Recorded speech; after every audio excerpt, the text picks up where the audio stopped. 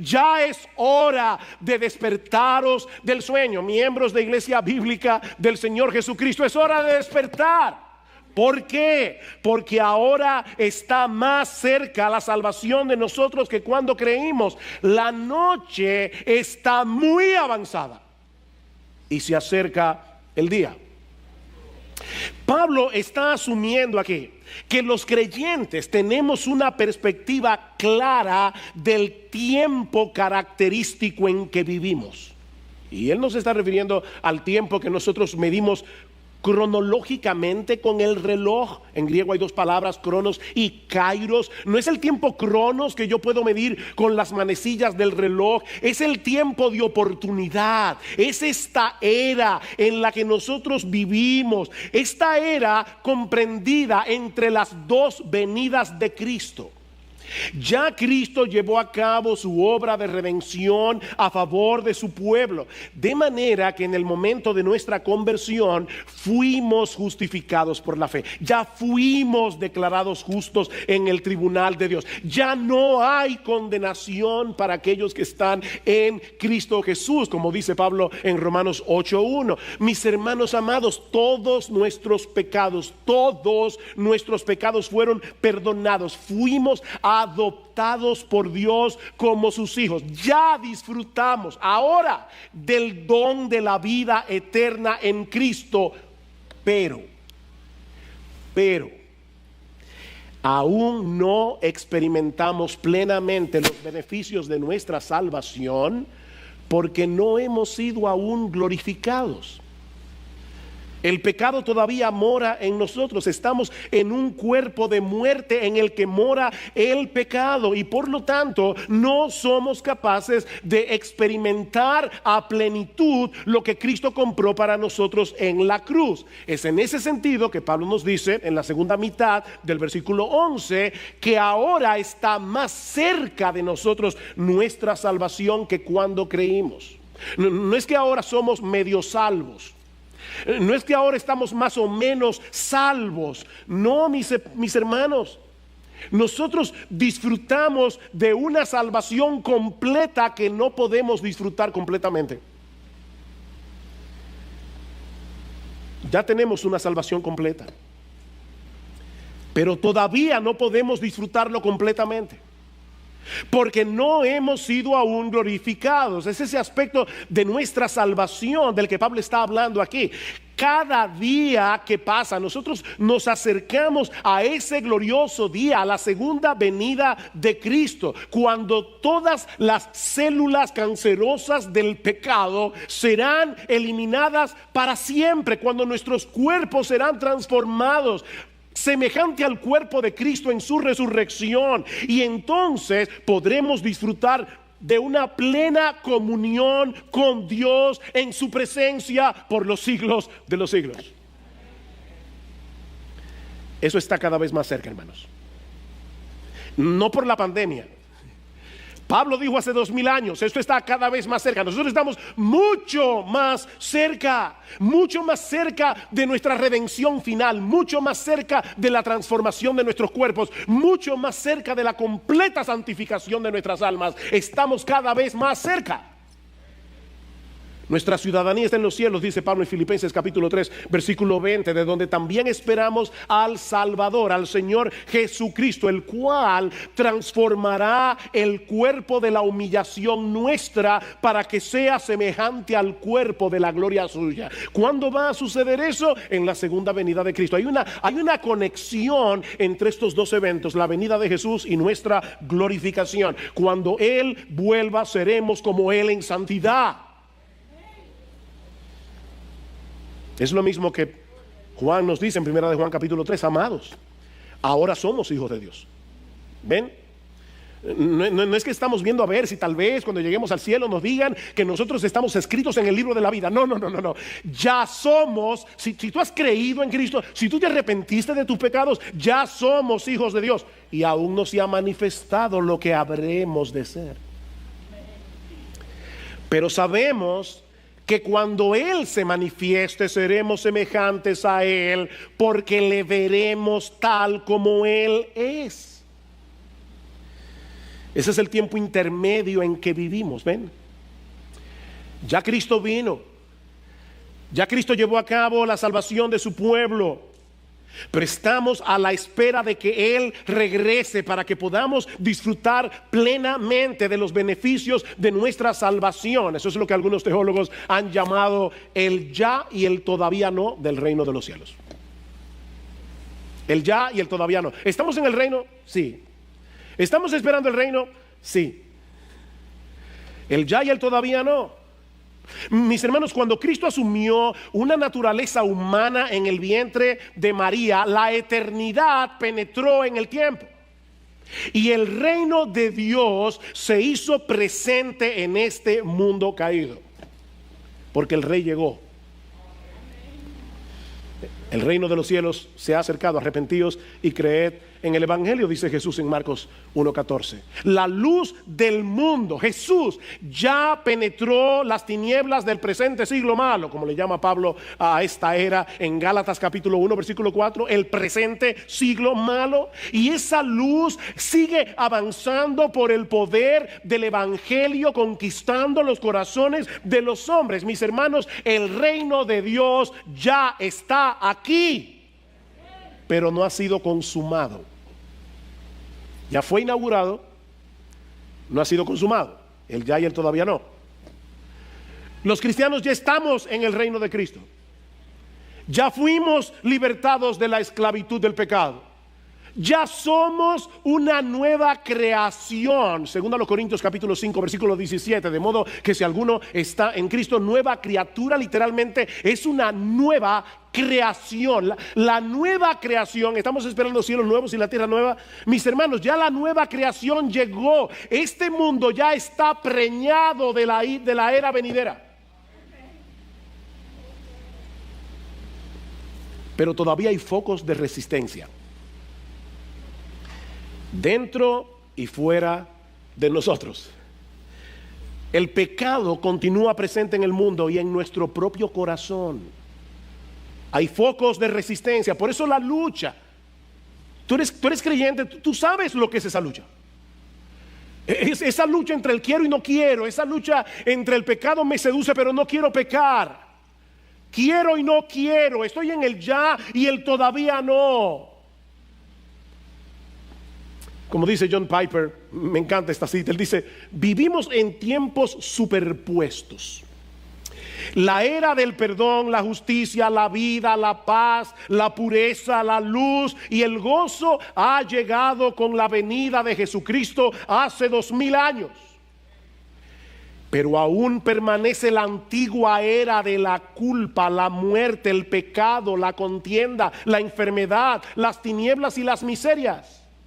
Vivimos, dice Piper, en la superposición de estas dos eras, de estas dos edades. En Cristo somos perdonados, aceptados y capacitados para la santidad y el amor, pero nada es perfecto todavía en la tierra. Todavía luchamos con el pecado, todavía nos enfermamos, todavía morimos. Pero ¿saben qué? Cada día que pasa nos acercamos más a ese día glorioso en que seremos librados de la presencia del pecado. Ya fuimos librados de su esclavitud, pero no de su presencia. No de su presencia. Y es a la luz de esa realidad que Pablo nos llama a despertar. Qué figura, ¿verdad? Nos llama a despertar. ¿Qué pasa cuando tú estás durmiendo? Que tú tienes un mundo de fantasía en tu cabeza que no es real. Ese es el problema de los incrédulos. Ellos están soñando que están en un resort en Punta Cana y no saben que ellos están en una cárcel esperando su ejecución. Están dormidos. Y nosotros estábamos dormidos, pero ya no más. La luz del sol de justicia nos alumbró. No andamos en tinieblas. La luz del mundo ya está aquí, mis hermanos. La luz del mundo está despejando las tinieblas de este mundo de oscuridad. Esa luz ya nos alcanzó, pero estamos esperando el amanecer de nuestra redención final, que está por llegar. Por lo tanto, no es hora de seguir durmiendo. Despierta. miembro de Iglesia Bíblica del Señor Jesucristo, si tú estás medio dormido, medio despierto, entretenido con las cosas de este mundo, ahora que estamos en una pandemia, todo el mundo se quiere entretener hasta la muerte. Sentimos claustrofobia con esta mascarilla, el estar encerrado en casa, el no poder hacer esto, el no poder hacer aquello. Vamos ahora a vivir de entretención en la entretención. Despierta, mi hermano, que con pandemia o sin pandemia la venida de Cristo está cerca. Despierta. ¿Recuerdan el relato que mencionamos al principio? En la muerte de Livingstone. ¿Saben por qué el mendigo de esa historia desgració su vida, desperdició su vida? Porque estaba dormido a las realidades eternas. Mira, mi amigo, si tú estás aquí sin Cristo, si tú piensas que este mundo es todo lo que hay, vivirás una vida intrascendente, vivirás una vida superficial, vivirás para cosas que no perduran.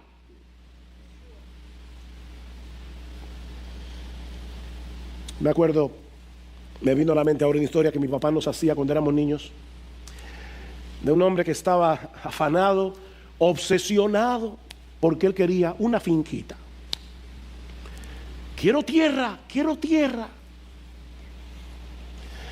Un hombre le dijo, mira, vamos a hacer un trato. Ponte en el medio de mi finca. Comienza a correr en círculos cada vez más amplios hasta que yo te diga, o hasta que tú no aguantes más. Y toda la tierra que abarques será tuya. El individuo comenzó a correr, a correr, a correr. Y mientras más grande era el pedazo de tierra, más quería. Tenemos una sanguijuela, ¿verdad? Que dice más, más. Al final le dio un infarto y se murió. Y alguien preguntó por curiosidad, y por fin, ¿cuánta tierra logró abarcar? Dice 7 metros. ¿Dónde lo enterraron? Eso fue todo lo que tuvo. 7 metros de tierra. Los incrédulos tratan en vano de construir un cielo aquí. ¿Saben por qué? Porque ellos no tienen otro cielo. Pero los cristianos tenemos otra perspectiva de la realidad, dice Pablo. Tenemos otra perspectiva. Ustedes conocen el tiempo en que vivimos, dice Pablo. Cristo vino la primera vez, nos rescató de las tinieblas, nos libró de la esclavitud del pecado. ¿Para qué? Para que podamos vivir para Dios. Pero Él viene por segunda vez. Y cuando eso ocurra ya no habrá muerte, ya no habrá dolor, ya no habrá pecado, ya no habrá culpa. Mis hermanos, ya no habrá tentación. Wow, qué glorioso. Ni siquiera habrá tentación. Todo el mal que se introdujo en el mundo después de la caída desaparecerá para siempre. Y ahora yo te pregunto, a ti que profesas ser cristiano, ¿tú crees eso? ¿De verdad tú crees eso? Porque si tú eres creyente, si tú eres un verdadero creyente, no solo deberías creerlo, deberías vivir de tal manera que refleje la verdad de lo que eres y de lo que esperas ser cuando Cristo vuelva.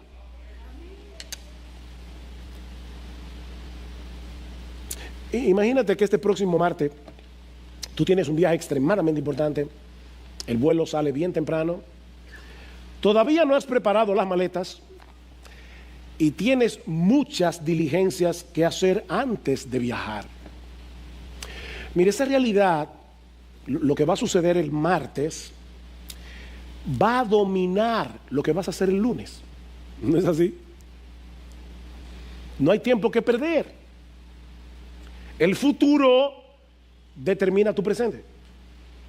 Todo depende de lo que tú tienes en tu futuro, en la cabeza. Y eso es precisamente lo que Pablo nos está diciendo aquí. Este pasaje es una llamada despertadora. A veces uno está en un hotel, llama a la recepción y dice, por favor, a las 5 de la mañana, hágame una llamada despertadora. Si se me va el reloj y me quedo dormido, voy a perder lo que sea. un viaje, cualquier cosa. Este pasaje es una llamada despertadora para que no vayamos por la vida en pijama, medio despiertos, sino completamente alertas a la luz del hecho de que nos estamos acercando cada vez más y más al día de nuestra glorificación. Eso tiene que impactar tu vida aquí y ahora, si tú de verdad lo crees. Lo que nos lleva a la segunda enseñanza de nuestro pasaje. Ya hemos visto aquí que Cristo nos rescató del reino de las tinieblas, que Cristo nos introdujo en el reino de su luz y que en su segunda venida seremos glorificados. En otras palabras, estamos despiertos a la realidad de nuestra nueva identidad en Cristo. Pero ahora Pablo nos exhorta a vivir en la práctica en una forma coherente con esa nueva identidad. Vean una vez más el versículo 12. La noche está muy avanzada, el día está cerca. Por tanto, ya les dije, ustedes conocen el tiempo, ya ustedes saben lo que somos en Cristo, ya ustedes saben lo que seremos cuando Él regrese. Por tanto, desechemos las obras de las tinieblas y vistámonos con las armas de la luz. Andemos decentemente como de día, no en orgías. La palabra literal allí no es tanto orgía, sino más bien rebeldía, es parranda. De hecho, la palabra griega se puede traducir parranda, es la vida loca, para ponerlo en un lenguaje más actual. Todo lo que está asociado con la borrachera, no en rebeldías y borracheras, no en promiscuidad sexual y lujurias, no en pleitos y envidias, antes bien vestíos del Señor Jesucristo y no penséis en proveer para las lujurias de la carne. ¿Ustedes se dieron cuenta cómo Pablo intercala en este texto lo negativo con lo positivo? Él va de una parte a la otra. No hagan esto, hagan esto.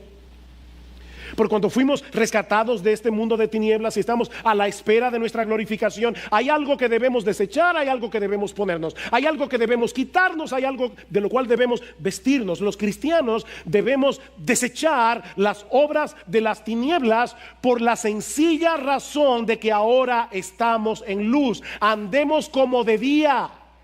Nosotros no somos de la noche. Pablo dice en Efesios capítulo 5 versículo 8: antes ustedes erais tinieblas, pero ahora sois luz en el Señor, andad como hijos de luz. Ustedes sois luz, andad como hijos de la luz. En otras palabras, debemos ser coherentes con nuestra nueva identidad en Cristo. Vistámonos las armas de la luz. ¿Por qué? Porque nosotros somos hijos de luz y andamos en luz, andamos de día. Eso es exactamente lo mismo que dice Pablo en el pasaje que Marcos leyó al principio del servicio de adoración, 1 Tesalonicenses capítulo 5. Mas vosotros, hermanos, no estáis en tinieblas, hablando del día de la segunda venida, para que el día de la segunda venida de Cristo os sorprenda como ladrón. Ustedes no están dormidos, están esperando la llegada de su Salvador, porque todos vosotros sois hijos de la luz, sois hijos del día, no somos de la noche ni de las tinieblas, no somos de la noche, no somos de las tinieblas. Por tanto, no durmamos como los demás. Este pasaje como un comentario ampliado de Romanos 13. No durmamos como los demás, sino estemos alertas y seamos sobrios, porque los que duermen de noche duermen y los que se embriagan de noche se embriagan. Los incrédulos están dormidos a las realidades eternas. Ellos están dormidos a la hermosura de Jesús. Ellos no pueden contemplar su gloria. Ellos están dormidos al hecho de que la verdadera vida, el verdadero deleite, la verdadera satisfacción únicamente se encuentra en Jesús. Yo he venido para que tengan vida y para que la tengan en abundancia. Ellos están dormidos al hecho de que nosotros estamos en una guerra y que la lucha cósmica que se está librando aquí tiene repercusiones eternas. Ellos viven sumergidos en un mundo de oscuridad y por eso hacen lo que hacen, por eso viven como viven. Ellos hacen las cosas que se hacen en la oscuridad. Me impactó este pasaje de Job 24:15. Él dice que el ojo del adúltero espera al anochecer, diciendo: ningún ojo me verá. En la oscuridad minan las casas y de día se encierran. Ellos no conocen la luz, porque para él, para el impío, para el adúltero, para el ladrón, para el que se emborracha, para él la mañana es como densa oscuridad, pues está acostumbrado a los terrores de la densa oscuridad. ¡Wow! ¡Qué descripción! Ellos viven en una densa oscuridad y hacen las cosas que la gente hace en tinieblas. Pero mis hermanos, ese no es nuestro caso. Ese no es nuestro caso. Los cristianos somos hijos del día. Por medio del poder del Evangelio, el Espíritu Santo iluminó nuestro entendimiento para que andemos en luz. Debemos vestirnos las armas de la luz. En un momento yo le voy a decir qué es eso. Pero la razón es porque ya pertenecemos al reino de la luz. ¿Se dan cuenta, hermanos, que lo que Pablo está diciendo aquí es: mira lo que tú eres y vive conforme a tu nueva identidad? Ustedes eran tinieblas, ahora ustedes sois hijos de la luz. Ustedes son hijos del día. Vivan de día.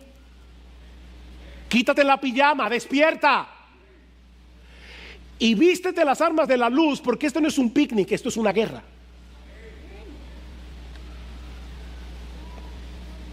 Es lo mismo que vemos en el versículo 14. Dice: vístanse del Señor Jesucristo. Qué raro, porque en Gálatas capítulo 3 versículo 27 Pablo dice que todos los que fuimos bautizados en Cristo, de Cristo estamos revestidos. Eso ya pasó cuando nos convertimos al Señor. Nuestro bautismo en agua no es más que un símbolo de la realidad de que todos nosotros ya estamos vestidos de Jesús. De manera que la exhortación de Pablo en Romanos capítulo 13, versículo 12 al 14, es a que seamos coherentes con lo que ya somos, a que en dependencia del Espíritu Santo mostremos el carácter que refleja nuestra nueva identidad en Cristo. Ahora bien, yo sé que para muchos puede resultar, esta exhortación puede resultar un tanto abstracta. ¿Cómo que me vista de las armas de la luz? ¿Cómo yo me visto de Jesucristo en la práctica? Déjenme poner estas exhortaciones en términos más concretos. Debemos vestirnos de las armas de la luz y del Señor Jesucristo. ¿Qué significa eso en la práctica? Escuchen lo que Pablo continúa diciendo en el pasaje de 1 Tesalonicenses. Yo le dije que ese pasaje es un comentario de Romanos 13. Pero puesto que nosotros somos del día, seamos sobrios, habiéndonos puesto la coraza de la fe y del amor, y por yelmo la esperanza de la salvación. Pablo dice en Romanos las armas de la luz. Ahora nos dice, por lo menos menciona dos piezas de esa armadura: la coraza, que cubre aquí, el yelmo, que cubre la cabeza. Pero al mismo tiempo Pablo no lo deja ahí, sino que nos explica en términos prácticos lo que esas dos piezas significan: fe, esperanza y amor. ¿Se dieron cuenta? Habiéndonos puesto la coraza de la fe y del amor, y por yelmo la esperanza de la salvación. ¿Cuáles son las armas de la luz? La fe, la esperanza y el amor. Déjenme hacerles ahora una pregunta. Mis hermanos, ¿en quién descansa nuestra fe si somos cristianos? Descansa en Jesús. ¿Y quién es el objeto de nuestra esperanza? Es Jesús. ¿Y quién es el objeto de nuestro amor? ¿Quién es nuestro más grande tesoro? ¿Quién es el deleite de nuestras almas? Es Jesús. Así que si tú eres cristiano, vestirte las armas de la luz, fe, esperanza, amor, no es otra cosa que recubrirte cada día de la realidad de lo que Cristo es para ti, tal como Él es revelado en su palabra, en el Evangelio. Mis hermanos, aquí no hay atajos. La revelación de Cristo en las páginas de la Biblia es imprescindible para que podamos vestirnos de Él. Otra vez cito a Piper aquí. Piper lo dice de esta manera: la fe viene por el oír, ¿verdad? Así que vístanse de Cristo escuchando la palabra de Dios acerca de Cristo. Fe, esperanza, amor. La fe viene por el oír. Vístanse de Cristo escuchando la palabra de Dios acerca de Cristo. La esperanza proviene de las promesas. Así que vístanse de Cristo recordando las promesas de Cristo. El amor proviene de la hermosura de Cristo. Así que vístanse de Cristo recordando su belleza, tal como su gloria es revelada en el Evangelio. Mis hermanos, la vida cristiana práctica no consiste en una lista de cosas que debemos hacer, en una lista de cosas que no debemos hacer. No, la vida cristiana práctica es poner delante de nuestros ojos la gloria, la majestad, la hermosura, el deleite, lo satisfactorio que es nuestro Señor y Salvador. ¿Saben por qué? Porque esa es la única manera de poder contrarrestar la seducción del pecado. Porque déjeme decir una cosa: el pecado también nos invita a poner nuestra fe, nuestra esperanza y nuestro amor en Él. Créeme, si te rebelas contra los mandamientos de Dios y decides obedecerme, te prometo que tendrás una vida más plena. Tendrás una vida más feliz. Mis hermanos, déjenme hacerles una pregunta. ¿A ustedes nunca se les ha ocurrido, sobre todo en un momento donde hay mucha turbación, cansancio, dificultad, aflicción, que ustedes tienen una buena excusa para no obedecer a Dios en ciertos mandamientos? Miren, eso es muy sutil, pero en el fondo del corazón nosotros pensamos que ser demasiado obediente no es demasiado bueno. De hecho, hay gente que dicen: mira, fulano, tú estás haciendo esto mal, déjame mostrártelo por la Biblia. No, mejor ni me lo muestre. Yo no quiero seguir cargando mi conciencia.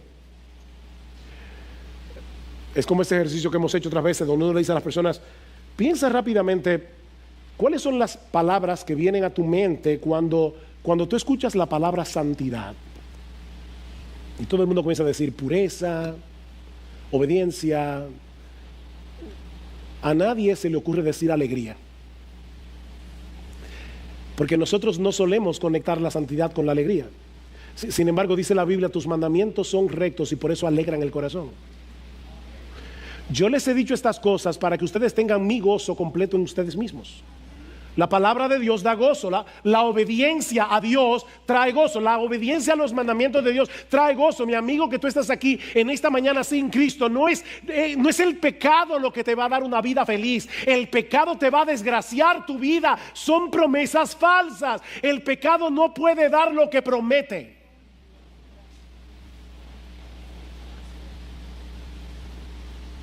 Ahora bien, cuando esa seducción llega a nosotros a través de muchos medios, ¿cómo podemos luchar eficazmente contra ella?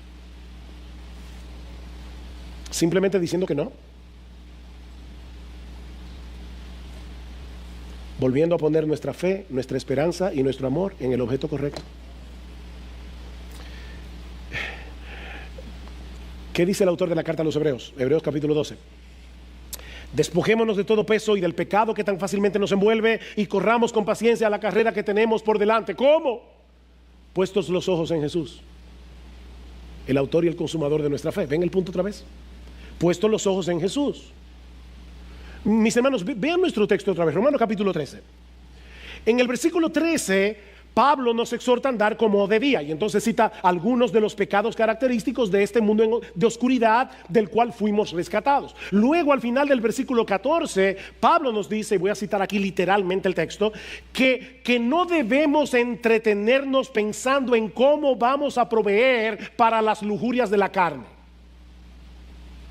No debemos entretenernos pensando en cómo proveer para las lujurias de la carne. Tú estás aquí solo, soltero, soltera. El pecado en ti se revuelve. Tú dices, yo necesito un compañero, una compañera. Estoy en soledad y ahí las lujurias de la carne comienzan a funcionar. ¿Cómo yo puedo suplir esta necesidad que Dios no me está supliendo? Y Pablo dice, no, ni siquiera pienses en cómo tú vas a proveer para esas lujurias de la carne, ni lo pienses, porque si lo comienzas a pensar, tarde o temprano serás enredado con ese pecado que tan fácilmente nos envuelve.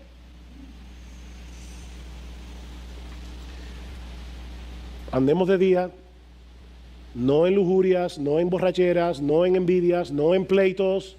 No pensemos en proveer para la lujuria de la carne, pero en el medio de esas dos exhortaciones, como un sándwich, Pablo nos dice, en cambio, vístanse de Jesús. Vístanse de Jesús. Sí, debemos decirle que no a los pensamientos pecaminosos, desde que se levanten en nuestras mentes, desde que traten de sacar la cabeza, hay que decirles que no. Pero mis hermanos amados, eso no será suficiente a menos que seamos intencionales en vestirnos del Señor Jesucristo. En otras palabras, tomar las Escrituras y volver a poner en Él nuestra confianza, volver a descansar en sus promesas, volver a contemplar su hermosura con los ojos de la fe. Es con los ojos puestos en Jesús que podemos darle muerte al pecado que mora en nosotros.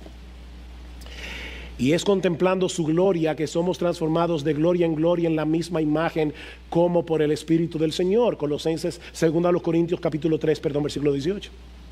Contemplando su gloria, somos transformados de gloria en gloria. Nosotros necesitamos volver a las Escrituras, necesitamos volver a contemplar allí con admiración todas las características que hacen de nuestro Señor Jesucristo el ser más glorioso, más deleitoso, más satisfactorio de todo el universo. Y en esa misma medida podremos decirle que no al pecado, podremos desechar las obras de las tinieblas. En esa misma medida avanzaremos en el proceso de santificación, que no es otra cosa que parecernos cada vez más a Jesús. Colosenses capítulo 3, versículo 12. Vestíos pues, vestíos como escogidos de Dios, santos y amados, revestidos de tierna compasión, bondad, humildad, mansedumbre, paciencia, soportándoos unos a otros y perdonándoos unos a otros si alguno tiene queja contra otro. Como Cristo os perdonó, así también hacedlo vosotros. Y sobre todas estas cosas, vestíos de amor, que es el vínculo de la perfección. ¿Quién es ese? Jesús. Revístanse de Jesús. Él es todo eso que está ahí: tierno, compasivo, bondadoso, humilde, manso, paciente. Él nos soporta. ¿Usted sabe lo que Cristo nos soporta? A ti y a mí, lo que Él nos perdona constantemente a mí. Pero Pablo termina diciendo en el versículo 16 que la palabra de Cristo habite en abundancia en vosotros. Ven, no hay atajo. Sí, vístanse de Jesús, que la palabra de Cristo habite abundantemente en vosotros. Mi hermano, ¿qué tanto tú meditas en la segunda venida de Cristo y la aguardas ansiosamente? Y aclaro, no simplemente para que nos saque de aquí. Cuando la cosa se pone difícil, ¡ay, que venga Cristo! No, yo no me refiero a ese anhelo. Es para que nos libre de la presencia del pecado, de modo que podamos vivir enteramente para Él y en comunión con Él sin el estorbo de nuestra carne pecaminosa. ¿Qué tanto tú sueñas despierto con la llegada de ese día? De verdad, en serio. Hablaba con mi esposa ayer y le decía, wow, yo voy a predicar eso mañana. ¿Y sabes lo que puede pasar? Que yo lo tengo ahora muy pendiente, pero luego viene Romanos 14, Romanos 15 y uno se va dejando atrás Romanos 13. No dejes atrás la segunda venida. No dejes atrás la segunda venida. Pablo dice que nosotros nos convertimos de los ídolos a Dios para esperar de los cielos a sus hijos. Nos convertimos para esperar la segunda venida de Cristo. Cristo viene, mis hermanos. Esa es nuestra realidad. Una cosa es pensar en eso ahora, mientras estamos en este servicio de adoración. Otra muy distinta es recordarnos cada día. Tú te levantas por la mañana, pon un letrero en tu cama. Tú te levantas por la mañana y dices, hoy está más cerca mi salvación que cuando yo vine a Cristo en arrepentimiento y fe el día de mi conversión. Hoy está más cerca. ¿Qué tanto tú acudes a la palabra de Dios para fortalecer tu fe en Cristo, para descansar en las promesas de Cristo, para contemplar la hermosura de Cristo y crecer en tu amor por Él? No hay atajos aquí. ¿Tú estás despierto o tú estás dormido? Oh, mis hermanos, que el Señor nos despierte en este día. Si acaso estamos adormilados, levántate tú que duermes. Levántate. Oh, que la luz de la gloria de Cristo ilumine una vez más nuestros corazones para ver la realidad tal cual es. Solo podemos ver la realidad real a través de la persona de Jesús.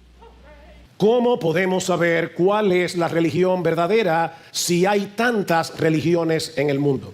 No voy a pedirles que levanten la mano, pero me imagino que a algunos de ustedes alguna vez le han hecho esa misma pregunta. ¿Cómo podemos saber cuál es la religión verdadera? Ahora, esta objeción es comprensible. Algunos estiman que ahora mismo, actualmente, hay más de 4,000 religiones activas en el mundo. 4,000. Y todas ellas afirman tener la verdad. Para muchos, este número resulta abrumador. Para otros, es la excusa perfecta para no creer en ninguna. Ahora, aunque hay muchas religiones en el mundo, en el fondo solo existen dos. En el fondo, al final de cuentas, solo existen dos. Así que las opciones no son tantas. Por un lado está el cristianismo bíblico, que afirma que la salvación depende enteramente, únicamente de lo que Dios hizo a nuestro favor en Cristo de pura gracia. Y por el otro están las religiones de las obras, todas las demás, que afirman que en última instancia la salvación depende de ti. Dos sistemas religiosos, solo dos. O la salvación depende enteramente de Dios, o en última instancia la salvación depende de nosotros. Así que la religión te dice, esta es la escalera para que subas al cielo. El evangelio te dice, no, Dios descendió de su gloria para salvarte. No tienes que subir porque Él ya bajó. La religión te dice, haz esto, aquello, lo otro y vivirás. El evangelio te dice, ya Cristo lo hizo todo para que vivas. La religión te da reglas. El evangelio te da un salvador. La religión te esclaviza con el tienes que hacer esto para ser salvo. El evangelio te libera con el ya todo fue consumado en la cruz del Calvario y solo tienes que confiar en ese bendito Salvador. Bueno, como veremos hoy en Hechos 17, que lo vamos a ver completo, fue ese mismo evangelio que proclama salvación únicamente por gracia, solo por Cristo y solo por medio de la fe, el mensaje que Pablo predicó en contextos muy diferentes. Por eso el título de nuestro sermón, diferentes culturas, un solo evangelio. Ya fuera que Pablo estuviera delante de judíos religiosos o de gentiles idólatras o de filósofos griegos, el mensaje siempre era el mismo, porque la necesidad del corazón humano es la misma en cualquier parte del mundo y porque hay un solo evangelio que puede salvar. Una sola necesidad, un solo evangelio, un solo Salvador. Veamos en primer lugar la predicación de ese evangelio en Tesalónica y en Berea. Hechos 17, versículo 1. Después de pasar por Anfípolis y Apolonia, llegaron a Tesalónica, donde había una sinagoga, de los judíos. La ciudad de sinagoga fue fundada por Casandro, uno de los generales de Alejandro el Grande, alrededor del año 315 a.C. Esto es interesante porque en Daniel capítulo 7 se había profetizado que cuando Alejandro el Grande muriera, su reino se iba a dividir en 4 cuernos o en 4 reyes. Y fue exactamente así. El reino de Alejandro se dividió porque él no tenía herederos, murió muy joven. Así que su reino se dividió entre Casandro, Lisímaco, Seleuco y Ptolomeo, 4 grandes generales de Alejandro. Y uno de ellos, Casandro, estaba casado con la hermana de Alejandro el Grande. ¿Y cómo se llamaba la hermana de Alejandro? Tesalonique. ¿De dónde viene el nombre de Tesalónica? Yo creo que pocos esposos, ¿verdad? Podemos darle un regalo así a nuestras esposas. Casandro puso la vara alta. Yo no sé si tenían un buen matrimonio, pero fue un buen regalo.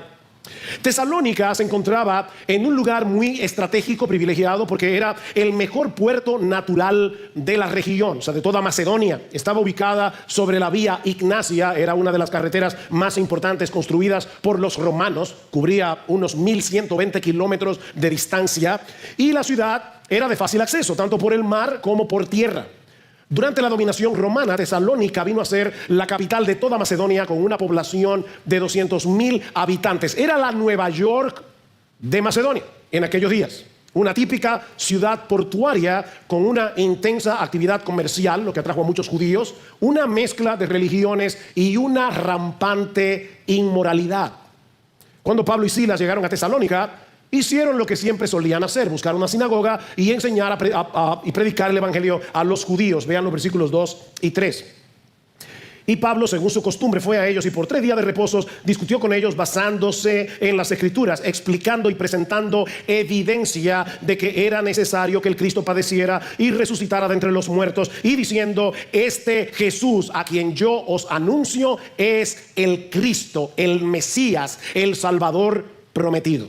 O sea, durante 3 sábados consecutivos, Pablo abrió las Escrituras del Antiguo Testamento, demostrando que todas las profecías mesiánicas apuntaban hacia un solo personaje, y ese personaje es Jesús. Citando texto tras texto, les mostró que el Mesías prometido debía sufrir, que el Mesías debía morir, que iba a resucitar de entre los muertos. Mis hermanos, esta era la esencia de la predicación apostólica, porque Cristo es el corazón del mensaje de la Biblia. Él es el eje de toda la historia de la redención.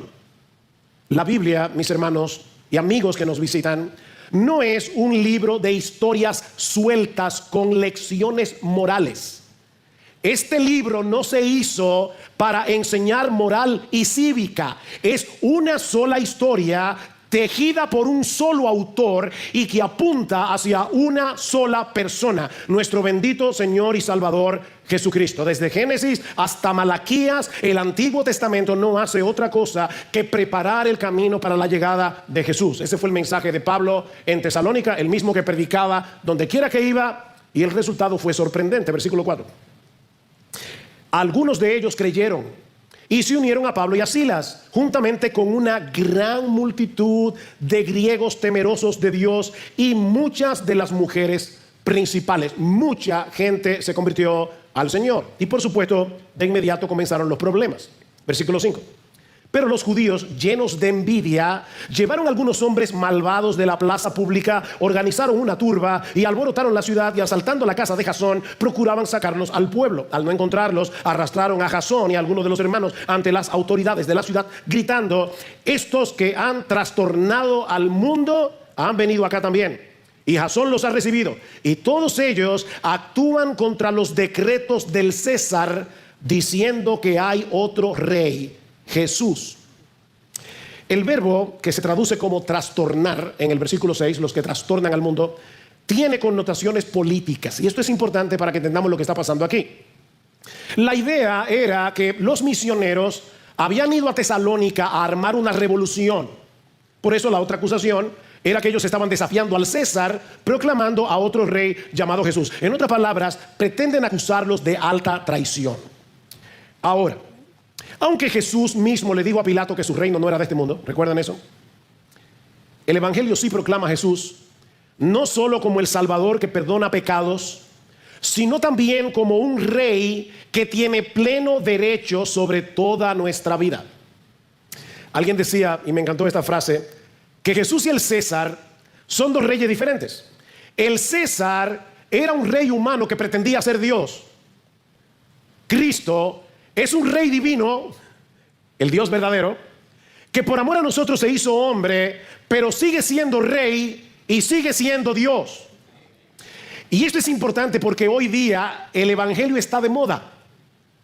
Hay mucha gente que se identifica como una persona religiosa, contrario a lo que muchos pueden pensar. Esta es una época espiritual. Hay un montón de gente que dice, yo soy espiritual y aún hasta creo en Jesús. Bueno, mi amigo, déjame decirte algo con toda claridad. Venir a ser cristiano es mucho más que aceptar los hechos históricos relacionados con Jesús. Venir a ser cristiano es mucho más incluso que aceptar a Jesús como Salvador. Es rendirse ante Él, levantar la bandera blanca ante Él como Rey de Reyes y Señor de Señores, para hacer su voluntad y no la nuestra. Cristo no es como Carlos III. O sea, Cristo no es como los reyes de Inglaterra, monarcas que no gobiernan, que dependen del parlamento. No, Él es un monarca que lo reclama todo de ti: tu conciencia, tus decisiones, tus posesiones, tu tiempo, tu vida, tus sueños. Porque Él es el Señor. ¿Saben por qué el mensaje del evangelio resulta tan odioso al incrédulo? Por dos razones. Primero, porque nos humilla. El evangelio nos humilla. El evangelio te dice, oye, no intentes ganarte la salvación por ti mismo. No vas a poder, ni siendo un hombre decente, ni un buen padre, ni una buena madre, ni dándole de comer a los pobres, ni haciendo buenas obras. El evangelio nos humilla porque nos dice que todas nuestras obras de justicia, Isaías 64:6, son como un trapo de inmundicia delante de Dios. Pero no solamente nos humilla, en segundo lugar, el evangelio es odioso para los no creyentes, porque Cristo es una amenaza para todos aquellos que quieren seguir sentados en el trono de su existencia. Es por eso que el evangelio produce reacciones tan diversas en aquellos que lo escuchan.